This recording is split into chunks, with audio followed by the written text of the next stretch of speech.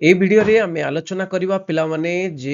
एई जो annual HS examination 2025 रे regular आउ एक्स रेगुलर केते फीस पड़िबो केते पैसा दबो माने तमर जो फॉर्म फिलअप पैसा केते पड़िबो सीधा सीधा काहेकि ना तम माने अरेंज करिया को पड़िबो केते टोटल पैसा दबा को पड़िबो मु तमो कहि देबी देखो पिला माने प्रथम कथा होची कोन कि examination form fill up fees actually 520 टंका किंतु 520 टंका सहित आउ कोन निया जाउची पर कैंडिडेट 520 टंका सहित माइग्रेशन सर्टिफिकेट रो पैसा भी एकाथरे नहीं दिया जाउची 100 टंका काइना माइग्रेशन सर्टिफिकेट सीएचएससी को बाहर करिया को पड़ुची एवं तमरो पास सर्टिफिकेट पर कैंडिडेट फीस पर पास सर्टिफिकेट पास पिलांकर बा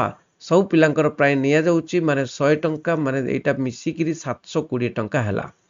720 टंका हला परे कॉमर्स पिला मानकर जार प्रोजेक्ट वर्क अछि इवैल्यूएशन अछि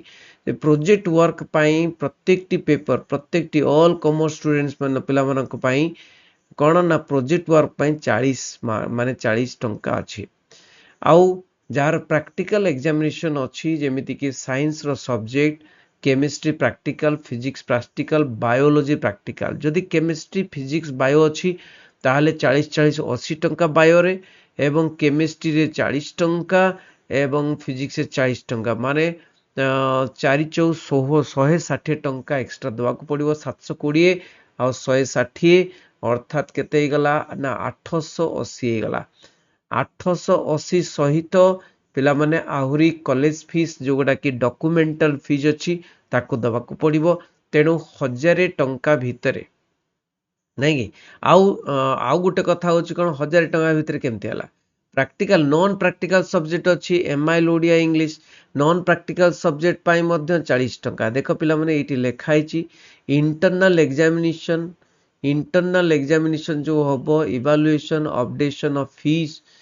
फॉर पर पेपर पर स्टूडेंट ऑफ ऑल स्ट्रीम तेणु साइंस पिला माने कोन ना तुमको कहली 160 टंका जोग हबो ताले 880 टंका 880 प्लस पुनी एमआईएल इंग्लिश रो जो 40 40 टंका 80 टंका तो 880 प्लस 80 केते हे गला ना 960 टंका हे गला 960 सहित आहुरी 100 टंका भिड़ी दियो जो 100 टंका कि तुम कॉलेज रो डॉक्यूमेंटल फी तेणु 960 प्लस 100 टंका माने 1060 टंका हे गला मते लागुची 1100 टंका धरिथिबो साइंस पिला आर्ट्स पिलांकर रेगुलर पिलांकर कौन करा जीवो देखिया रेगुलर पिला आर्ट्स पिला मानकर भी से 720 सहित सेमानंकर जो जहार प्रैक्टिकल अछि 40 टा माने प्रैक्टिकल और नॉन प्रैक्टिकल जहाँ भी हो आर्ट्स पिलांकर प्रैक्टिकल रे 40 टंका नॉन प्रैक्टिकल जोटा कि इंटरनल एग्जाम भी 40 टंका तेणु टोटल कहवा को गले जोटा प्रैक्टिकल आ ये मिसई करी 6टा सब्जेक्ट होची 6 24 माने 240 टंका 240 टंका 720 रे जोग करा जाऊ 240 टंका 720 जोग कले 960 सेही आसपास होची 960 960 आउ 100 टंका मानि नियो तमरो कॉलेज फीस दबा को पड़िबो तेणु सेटा मध्य 1060 माने 1100 टंका धरो 1100 टंका धरिया को पड़िबो 1100 टंका आर्ट्स हो साइंस हो कॉमर्स हो 1100 टंका तुमको जोगाड़ करिया पड़िबो फॉर्म फिलअप रेट बढ़ी जाइची आ जदी फर्स्ट लेट फाइन रे दबो ताहले 200 टंका अधिक ताहले 1100 200 केते हे गला ना 1100 200 हे गला